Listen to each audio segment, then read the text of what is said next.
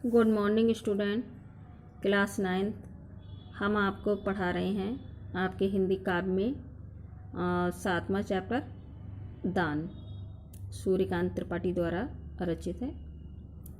देखिए, हमने आपको पहले पढ़ा दिया था धन्य मानव तक। अब हम आगे का आपको पढ़ाने जा रहे हैं। देखिए, फिर देखा उस पुल के ऊपर बहुसंख्यक बैठे हैं वानर, एक ओर पंथ के कृष्णकाय कंकाल शेष नरमृत्यु प्राय, बैठा सशरीर दैन्य दुर्बल, भिक्षा को उठी दृष्टि निश्चल, अति क्षीण कंठ है तीव्र श्वास, जीता ज्यों जीवन से उदास, ढोता जो बहे कौन सा शाप, भोगता कठिन कौन सा पाप, ये प्रश्न सदा ही है पथ पर, सदा मौन इसका उत्तर, जो बड़ी दया का उदाहरण, वह पैसा एक उपाय करण। अब देखिए, संदर्भ है इसका। प्रस्तुत पद्यांश हमारी पाठ्य पुस्तक हिंदी के काव्य खंड में संकलित दान नामक पाठ से अवतरित हैं और इसके रचयिता सूर्यकांत त्रिपाठी निराला जी हैं। प्रसंग है इसका।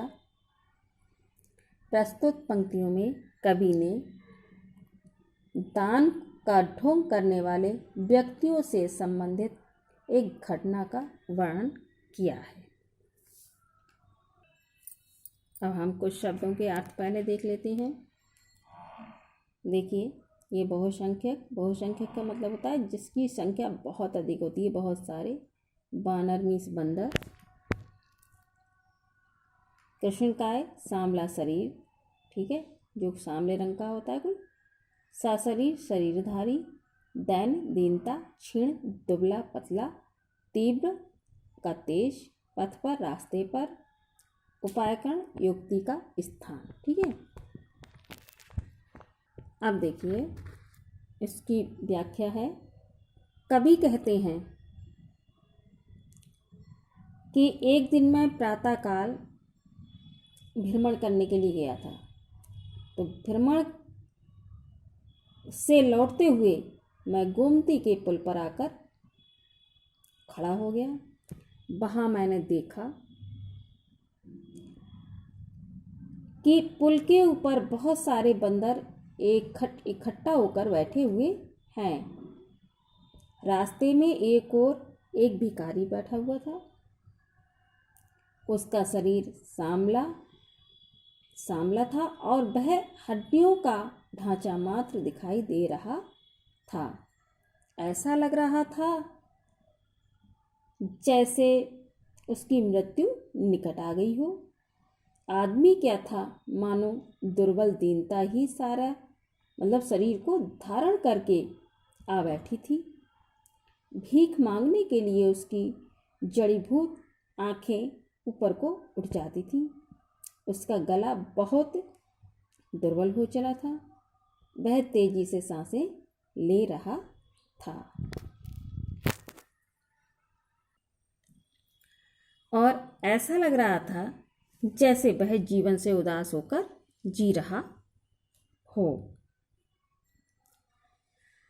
कवि के मन में रह कर ये प्रश्न उठ रहे थे कि ये कौन सा शाप भोग रहा है, यह कौन सा प्रबल पाप भोग रहा है।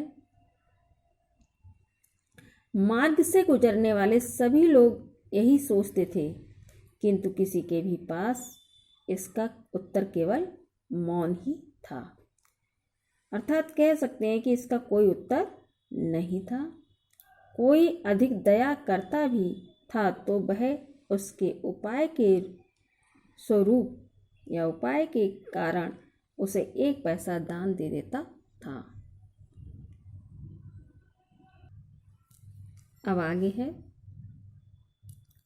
मैंने झुक नीचे को देखा तो झलकी आशा की रेखा, विप्रवर स्नान कर चढ़ा सलिल से, पर दूर बादल तंडुल तिल, लेकर झोली आए ऊपर, देख कर चले तत्पर बानर दुज राम भक्त भक्ति की आस, भजते शिव को 12 मास, कर रामायण का पारायण जपते हैं श्रीमन नारायण।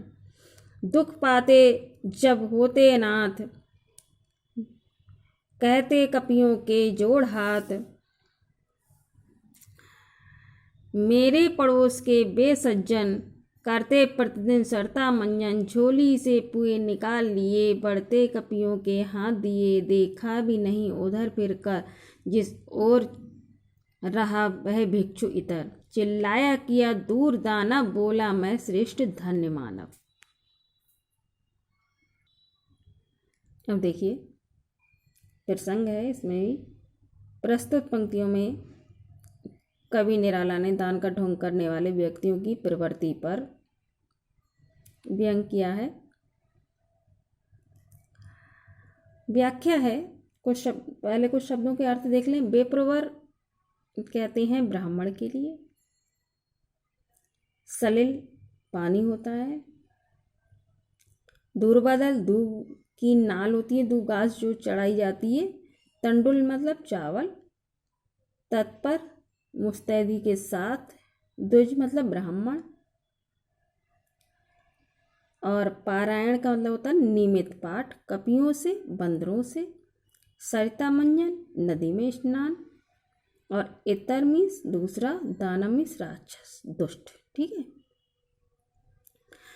व्याख्या है इसकी कि कवि कहते हैं कि ये सोचते सोचते मैंने पुल से नीचे की ओर झांका, मुझ में आशा का संचार होने लगा। अर्थात निराशा के अंधेरे में आशा की रेखाएं जगने लगी। देखा फिर एक श्रेष्ठ ब्राह्मण स्नान करके शिवजी पर दूब घास होती है उसकी नाल चढ़ाकर, चावल तिल तथा जल चढ़ाकर अपनी झोली संभाले हुए ऊपर की ओर आ रहे हैं। उन्हें देखकर बंदर जो हैं वो सभी उनकी ओर बड़ी तेजी से चल पड़े मुस्तैदी के साथ। ये ब्राह्मण जी राम भक्त थे। ठीक है। भक्ति की आशा में 12 महीने, 12 मास का मतलब 12 महीने रामायण का नियमित रूप से पाठ करके श्रीमन नारायण का जाप करते। और जब जब ये दुखी होते तो स्वयं को अनाथ समझने लगते और उत्पन्न हुए संकट से मुक्ति दिलाने के लिए वे बंदरों की हाथ जोड़कर प्रार्थना किया करते थे। इन्हें मैं अच्छी तरह से जानता हूँ। लेखक कहता है, कवि कहता है मतलब कि मैं इन्हें अच्छी तरह से जानता हूँ, क्योंकि ये सज्जन मेरे ही पड़ोस के हैं, क्योंकि ये मेरे ही पड़ोस में रहते हैं। ये प्रतिदिन नदी में स्नान करते हैं।